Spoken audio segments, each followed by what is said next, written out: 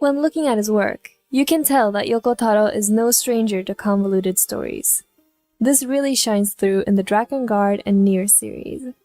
Although you don't have to play any of the previous games in order to enjoy the story that'll be presented in Nier Automata, there is an underlying story that connects the games together. However, it's not really explained in-game, which can make it a bit hard to piece it all together. Which is why I decided to make this video trying to explain what ties the series together.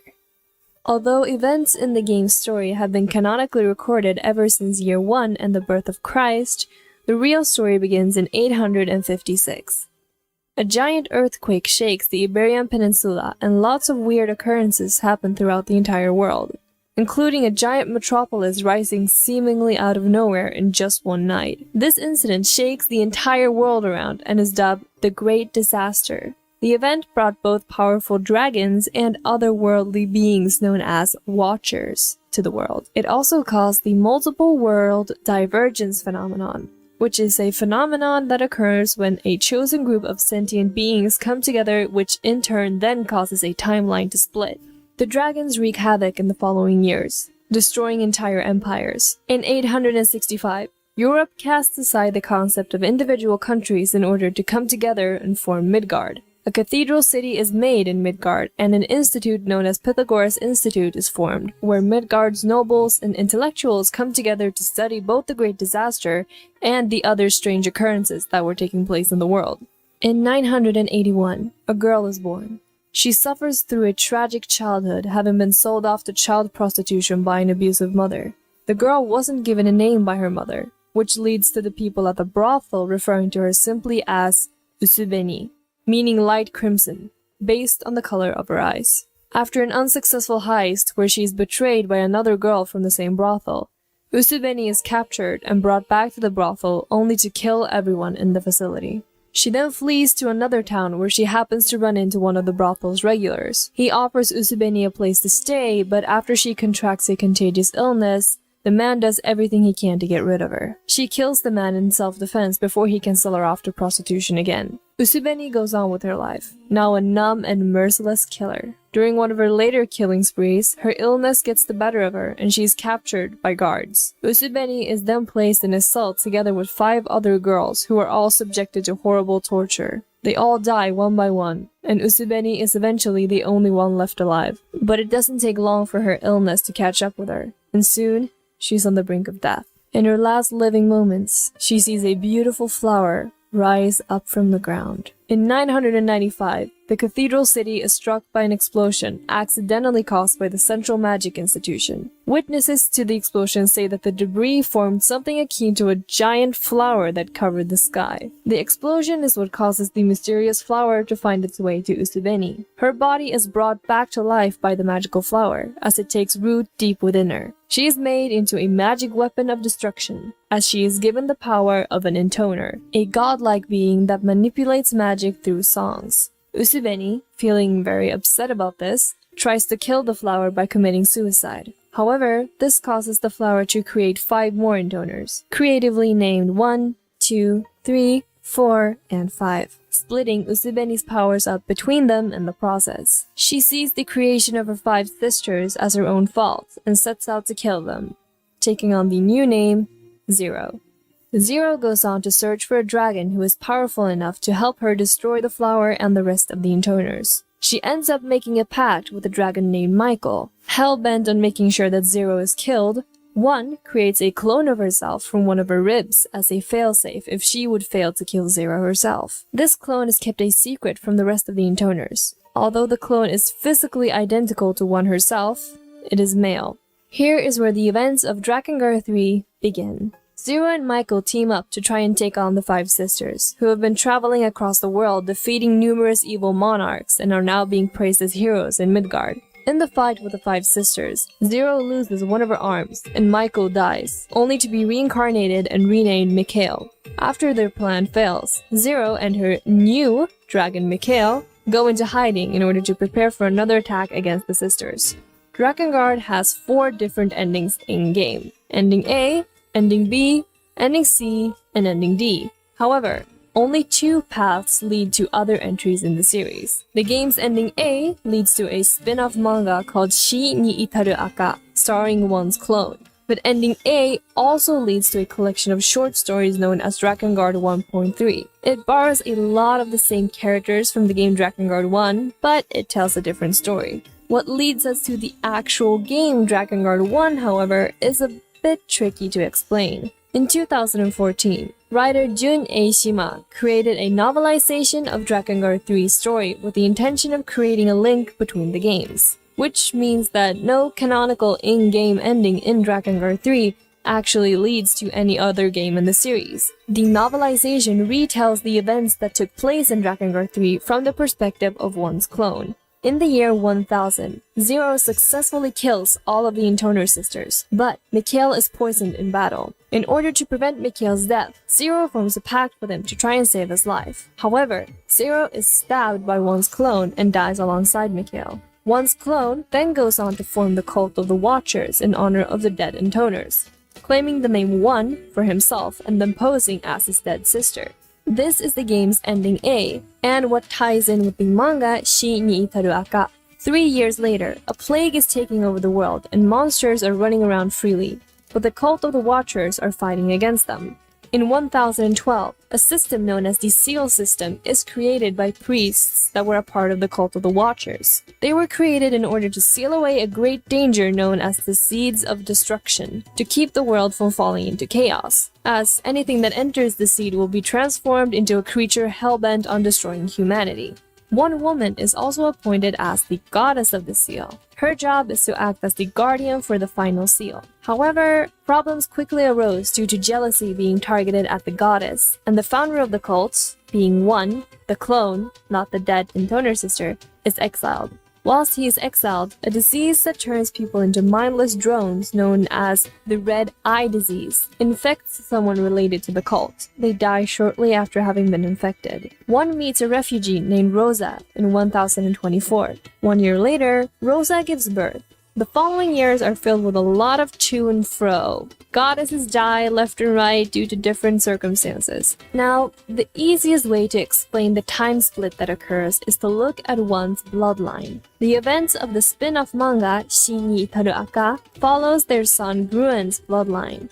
Following along with Grenad's bloodline instead is what brings us to Drakengard 1. Grenad meets an unnamed woman and together they have one child. The child's name is never specified, but he or she then grows up and in turn eventually has a child named Ramia. Ramia then goes on and gives birth to twins Sere and Mana. Ramia's parenting is very inconsistent. She showers Sere with love but absolutely hates Mana, going as far as leading Mana out into the woods only to abandon her, which leads to Mana being found and taken in by the Watchers and worshipped as a high priestess in the cult.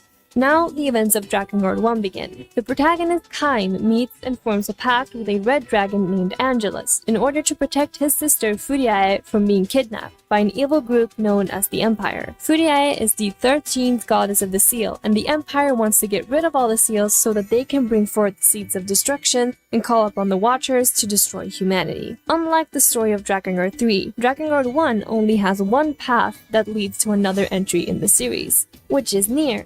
A popular misconception is that Drakengard 2 continues on from Drakengard 1's ending A. However, this is not true. Drakengard 2's timeline is completely separate from Drakengard 3 and Drakengard 1's timeline, even though the setting is much the same. In all honesty, I'm unsure why they decided to give Drakengard 2 its own timeline, but that's a question for another time.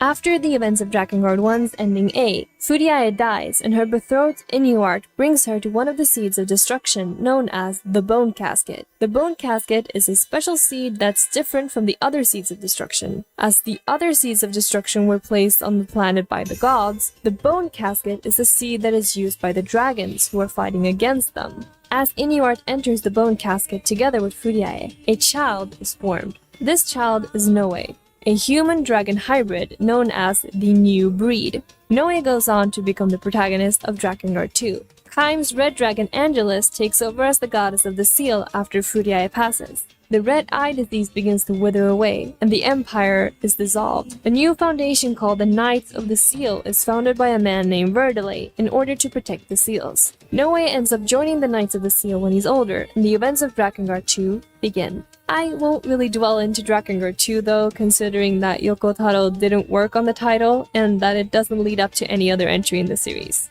Drakengard 1's ending E, however, is a lot more interesting. In this ending, both Furiae and Inuart pass away without leaving an offspring. With all of the seals broken, including Furiae, who was the goddess of the final seal at the time, being dead, the Watchers appear along with the being known as the Queen Beast. Kaim and his dragon Angelus attempt to attack the Queen Beast, unwillingly passing into a parallel dimension when doing so. Now trapped in a modern Tokyo, they're forced to fight and defeat the Queen Beast. After having defeated the Queen, her body disperses into an undeterminable substance somewhat akin to sodium chloride. Japan's Air Force then shoots Angelus down with a missile strike, her dead body impaling itself on the Tokyo Tower. Her body is retrieved and stored in a research facility. This is where the two series meet, and Drakengard ends, only for Nier to begin.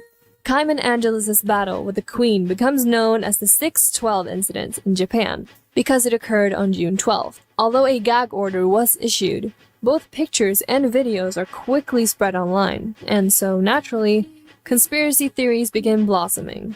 Later that same year, an unknown deadly disease begins spreading in Shinjuku. The effects of the disease cause the infected people's bodies to turn into sodium chloride, much like how the Queen's body broke down. The disease initially starts off as very rare, but it doesn't take long for it to spread like wildfire, and some victims would cave into psychotic breakdowns. The following year, the medical research team that were put in charge of researching the disease gave it the name White Chlorination Syndrome, due to some of the infected people chlorinating and essentially turning into dust. What the scientists didn't know and what really happened when an individual was infected by White Chlorination Syndrome goes a lot deeper, however. When infected, people were essentially put in front of a god and forced to make the choice of either dying and turning into salt or becoming a mindless drone that'll be used as a tool for the gods themselves. As the research continues on, the Japanese government plans to build a wall around Shinjuku, sealing it off for good. However, they are met with violent protests. That changes, however, when a popular celebrity is attacked by one of the infected and passes away.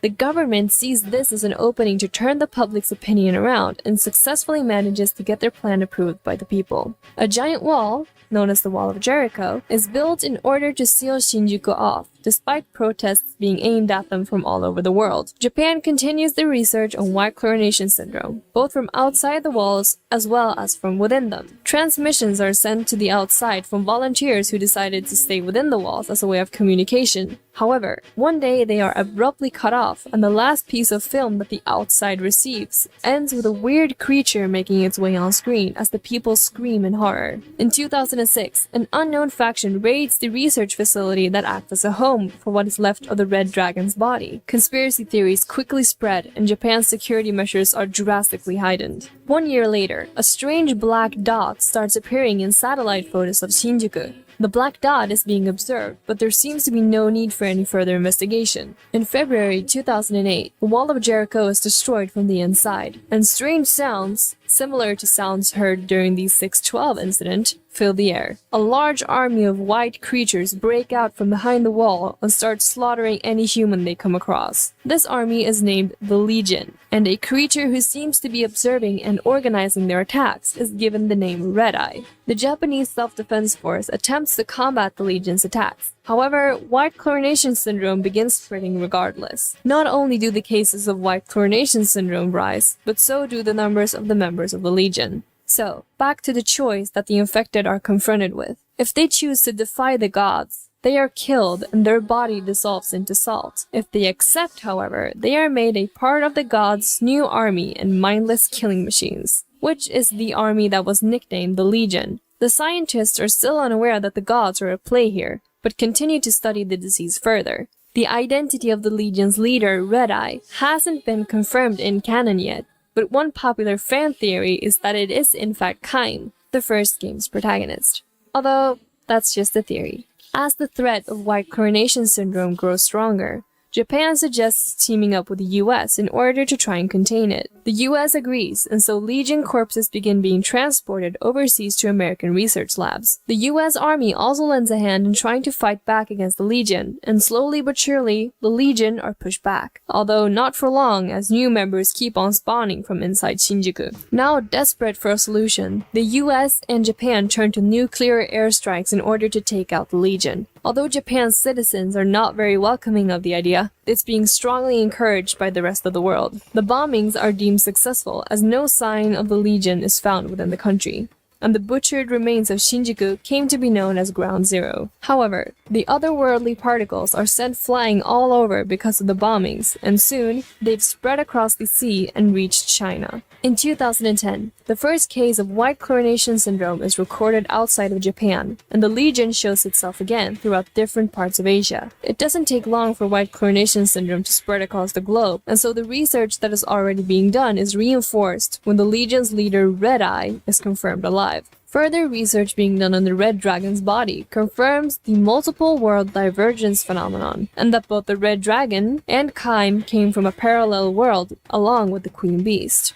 They brought otherworldly particles known as maso with them, which is what is causing white chlorination syndrome. A year later, the new research facility holding the remains of the dragon is attacked by an unknown faction, and Angelus's body disappears. In 2014, a project known as Project Gestalt is launched in an attempt to stop white chlorination syndrome from spreading. Utilizing the effect that the otherworldly particles have on the human body, scientists manage to successfully split a person's body and soul apart, only for them to join back together at a later point. The process is dubbed Gestaltization. The project is introduced to the public in 2015, but is rejected by the masses. A year later, in 2016, another project called Luciferase is developed, with the goal of slowing down the outbreak. Elite soldiers are injected with a drug known as Luciferase. They are sent out into battle against the Legion, and although they do manage to battle them for quite a while, they are eventually wiped out. After more research, scientists find Luciferase to be more effective when given to younger patients, which leads to the formation of the Hamelin Organization, an organization made for trainee teenagers whose bodies were compatible with the drug to fight the Legion. The Japanese government expresses displeasure against the amount of trust being placed in the Hamelin Organization by the military, and so the National Research Weapons Laboratory is founded with the aim of harvesting the energy of the otherworldly particles maso, for the sake of weaponization. The Legion and the Hamelin Organization engage in fierce battles all over the world, and although the Hamelin Organization's reputation grows and a huge number of new recruits are waiting to join them, Japan's economy is struggling, and a majority of the country's survivors are taking refuge in Kyushu. The battles keep on going, creating gigantic gaps between the rich and the poor, not only in Japan, but all over the world. In 2025, the very first replicants are created. These so-called replicants are a part of the Gestalt process. They act as the solution in a case where a gestaltized soul loses its physical body. The experiments prove successful and Project Gestalt is making headway. Red Eye, leader of the Legion, is killed in Jerusalem in 2030 by the Hamelin Organization. Without a leader, the Legion is no longer able to coordinate their attacks, and they soon cease to be an actual threat. But this did not stop the rapid spreading of white chlorination syndrome. In 2032, there are still no signs of a cure for white chlorination syndrome, and so Project Gestalt is brought up to the public once again. This time, standing amidst the terror of the seemingly unstoppable white chlorination syndrome, the people agree to be gestaltized. Project Gestalt is popularized across the entire world. People allow their soul and body to be separated as they were put to sleep until they were ready to wake up once the pandemic was over. Androids are created as a means to watch over the project and keep it in check. The Grimoire project is also created the following year. This project allows a Gestalt to be transformed into a book-like vessel. 13 different books were created, starting with the first two named Grimoire Noir and Grimoire Vice. If these two grimoires were to be activated at the same time, multiple Gestalts would be joined back together with their replicants at once. Depending on which version of the game that you're playing, the story begins in different years. 2049 for Nier Gestalt and 2053 for Nier Replicant. For the sake of this summary, I will be retelling the events of Nier Replicant, as that is the game which eventually leads us to Nier Automata. After further research is done on Project Gestalt, the scientists realized that the replicants created from the process would eventually relapse, meaning that they would break down if they were put into the replicant state for too long. In 2058, Nier's younger sister, or daughter if you're playing Gestalt, who is currently infected with white coronation syndrome, falls into a state of deep sleep. In order to save Yona, Nier makes a pact with one of the Grimoires. He is given the title of the original Gestalt and the name Shadow Lord. He goes on to live 1,000 years into the future together with Yona, who is destined to wake up from her sleep state after 1,000 years, free from white coronation syndrome. Granted that Nier, as Shadow Lord, is providing genetic material to keep the Gestalt project from collapsing.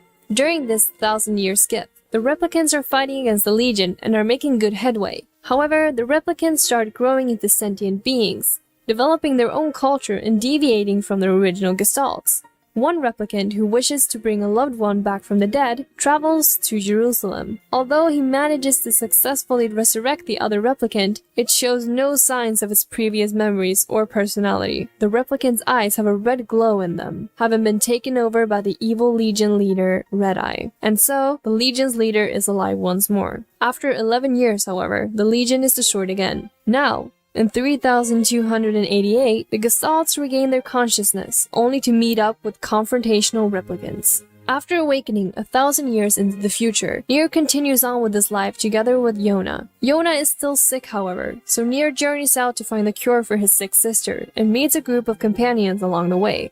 A swordswoman named Kaine, a young boy named Emil, and a magical talking book. Together, they work to find a cure for Yona and fight the mysterious beasts known as Shades. Although they're a mismatched group of heroes, Kaine being 50% human and 50% shade, and Emil being a secret superweapon, they travel together nonetheless.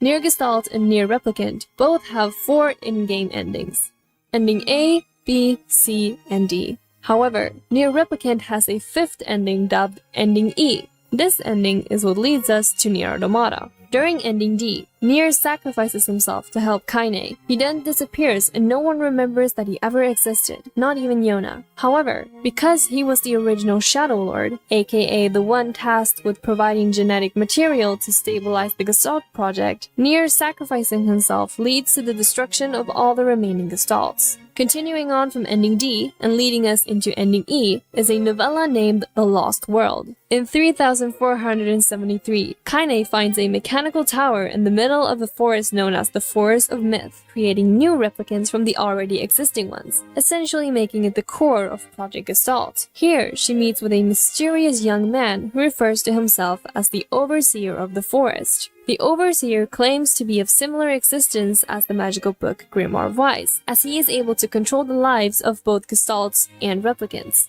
The Overseer also states that the forest is a place where an ancient race of people studied something known as the demonic element, which is Maso, the element that was spread when Kaim fought the Queen Beast. He then cryptically reveals that the area is entering its final phase, and that the shutdown sequence has already begun. Emil, having reconstructed his body after losing it during the events of Nier, helps Kaine attack the mechanical tower. The Overseer continues to chastise Kaine about someone whom she cannot seem to remember, no matter how hard she tries, before claiming their current world to be a failure. Together, Kaine and Emil manage to reach the tower's power source. Here, Kaine is met with a familiar voice, telling her to stay away. Kaine, however, is having none of that, and reaches into the blinding white light that the source is emitting. The white light then disappears, and Kaine is able to reunite with a reconstructed Emil and a younger Nier. 725 years later, the last Gestalt is destroyed. In 512, the planet is invaded by aliens, and the space war begins. Emil successfully manages to create over 85 million copies of himself in order to fight against the aliens. Machines are taking over the planet. The living machines that we've seen from the recent Nier Automata demo are being controlled by aliens. In 5645, the short novella story The Fire of Prometheus takes place, where a robot nicknamed Beepy climbs its way out of a heap of junk only to find robots, humans, and aliens seemingly all at peace. However, many years later, several new wars are started and squadrons of androids are being put together in order to fight the resistance, but the aliens prove to be too strong. In 11,939, the 14th Machine War breaks out, and the remains of humanity flee to the surface of the moon, where they work on developing new and better androids in order to fight the living machines. It is during this time that the very first successful Yorha units are created. We know that Nier Automata takes place somewhere around the year 11,944 during the aforementioned 14th Machine War, but this leads us to a stop, as we do not know how Nier Automata ends yet, obviously, seeing as the game hasn't been released. However, Yoko Taro did write a stage play titled Yorha, which tells the story of the Yorha units during humanity's war against the living machines, which bears striking resemblance to the plot of Nier Automata we've seen thus far. So I won't go into the plot of the stage play any further in order to avoid potential spoilers. Now, I really hope that this wasn't too confusing, but I mean, it is Yoko Taro's stories I'm trying to piece together here. There were obviously parts that were skimmed over, as it's difficult to summarize such a large and convoluted plot, but I hope that I at least managed to spike your interest for the series if you weren't already going to check out Nier Automata. Yoko Taro's way of storytelling is very interesting and unique, and although the Drakengard games and Nier all have their fair share of flaws, they're all very unique and very strange games. Personally, I've been a longtime fan of Yoko Taro's work, as I know that with each new game he makes, I'm in for something that I've never experienced before. In an interview with Dengeki, Yoko Taro stated that Nier Automata will have a happy ending. However, it is Yoko Taro we're speaking about here, a man known for never providing endings that are happy for everyone. The bad guys don't always die, and the heroes don't always survive, and the innocent aren't always spared. But that's part of what makes this story so great. Anyway, I can't wait to play Nier Automata, and I truly hope that you feel the same way after having seen this video. I mean, assuming that you weren't already excited for the game. I hope you enjoyed the video, and feel free to leave a comment if you felt like I left any huge plot-relevant information out, which I'm sure I did. Thank you for watching, and I hope you have a great day.